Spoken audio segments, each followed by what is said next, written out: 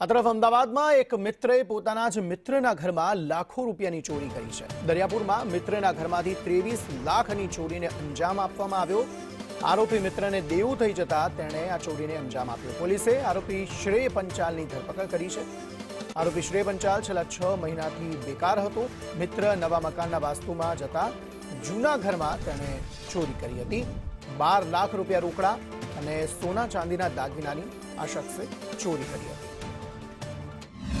અને જે વ્યક્તિ છે એ શ્રી જીતેન્દ્ર પંચાલ એની ધરપકડ કરવામાં આવેલ અને તપાસ દરમિયાન જાણવા મળેલ કે જે આરોપી છે એ ફરિયાદીને અગાઉથી પણ ઓળખતા હતા અને ધંધા વેપારના કારણે એકબીજાને જાણતા હતા અને જે ફરિયાદી છે એ પોતે 2 દિવસ માટે પોતાના નવા ઘરના વાસ્તા માટે અન્ય જગ્યાએ જનાર છે તે અંગેની હકીકત આરોપીને અગાઉથી જાણ હતી। એટલે એ બંધ ઘરનો ફાયદો લઈ અને આરોપીએ બારીમાંથી ઘરમાં પ્રવેશ કરી અને ઘરમાંથી આ રીતની ચોરી કરે છે।